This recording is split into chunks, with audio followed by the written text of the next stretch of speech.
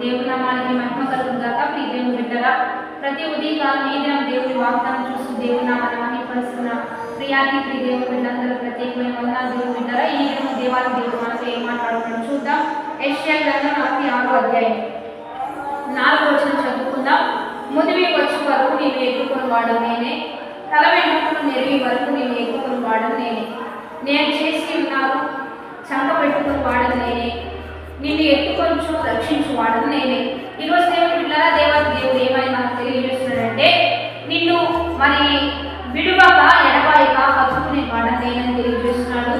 ఎందుకంటే నువ్వు పుట్టినది మొదలుకొని ఈ భూమి మీద నువ్వు పెరుగుతూ ఎదుగుతూ వృద్ధాప్యం వచ్చేంత వరకు కూడా నిన్ను విడువక నిన్ను హత్తుకొని నీ విషయంలో జాగ్రత్త తీసుకుని వాడని నేనే అంటూ ఉండగా, ఏ విషయంలో దేవుని తప్పుగా అర్థం చేసుకోవడం, దేవుని నెట్టివేయడం, దేవుని విషయంలో ఎక్కడ అజాగ్రత్తగా మనం పాటించినా మన నష్టాన్ని మనమే తెచ్చుకున్న వారు అవుతాం. కాబట్టి దేవుని బిడ్డలారా, ఈరోజు దేవుని వల్ల ఈ భూమి మీదకి వచ్చాం. దేవుడే సమస్తం సృష్టించాడు, సమస్తం అనుకూలపరిచాడు. ఇలా మీ బ్రతుకు దినములన్నిట మీకు కృపాక్షేమంలో మీ వెంట రావాలి అంటే మీరు ఎప్పుడు దేవుని సన్నిధిలోనే దేవునితోనే మంచి అనుభవం కలిగి ముందుకు నడుస్తూ ఉండగా, మరి మీకు కలిగిన తల్లిదండ్రులైనా మీ బంధువులైనా స్నేహితులైనా వారు మనకి అనుకూలంగా ఉండే పరిస్థితులు కొన్ని ఉంటే దేవుని బిడ్డలారా, కానీ సమస్తం చేయగలిగిన వాడు దేవుడే కనుక మీరు ఎప్పుడు దేవుని దయలో వర్దిల్లాలి, దేవుని కృపలోనే ముందుకు కొనసాగాలి. తదుపరి దేవుని దయలో వర్దిలుతూ ఉండగానే దేవుడే మనుషులు దయ నుండి దయలోనికి మనం తీసుకుని వెళ్తాడు. కాబట్టి ఎప్పుడు దేవుని నిర్లక్ష్యం చేయక, దేవుని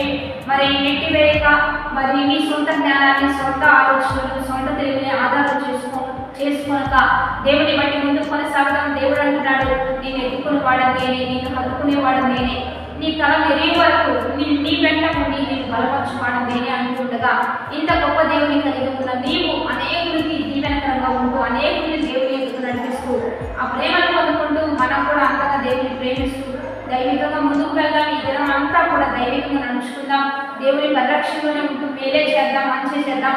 కృప కలిగిన దినాన్ని మనందరం కూడా చూడాలని దేవుడు ఆశపడుతూ ఈ మాటను మరలా మనకు తెలియజేస్తూ ఉండగా ఇచ్చిన వాగ్దానాన్ని బట్టి ప్రార్థన చేద్దాం. పరిశుద్ధ మహోన్నతుల గొప్ప దేవ, ప్రతి విషయంలో నేనే మిమ్మల్ని హత్తుకుని వాడను, నడిపించి వాడను, సమస్తం సమకూర్చి వాడను నేనే అని తెలియజేస్తూ ఉండగా, ఇప్పుడు వరకు ప్రభావం మమ్మల్ని ఎంతగానో భద్రపరిచావు. ఇక ముందు కూడా మీరు ఎక్కడ నిలలోనే మమ్మల్ని భద్రపరిచి సమస్తం సహాయం చేస్తూ మా మేలుకరమైన మంచి దినములు మాకు సహాయం చేస్తూ కృప కలిగిన దినములు సంవత్సరాలు అనేకమైనవి మాకు సహాయం చేస్తూ ఇంకా అనేకులు నీ ఎదుగు నడిపించుకునే గొప్ప ధన్యత మాకు ముందు కొనసాగించమని వాటేసిన వారికి దీవెన శుభములు కలుగు చేయమని, వృత్తి వ్యాపారాలు చేయకుండా సమస్తం దీవించి దీవెనకరంగా మార్చమని ప్రభువైన యేసుక్రీస్తు నామమున పేరిట అడిగి వేడుకొని ప్రార్థిస్తున్నాము తండ్రి. ఆమేన్. మంచి లైక్ చేయండి, షేర్ చేయండి. మంచిగా ప్రతిదినం వచ్చిన వాగ్దానాలు 10 మందికి పంపిస్తూ దైవికంగా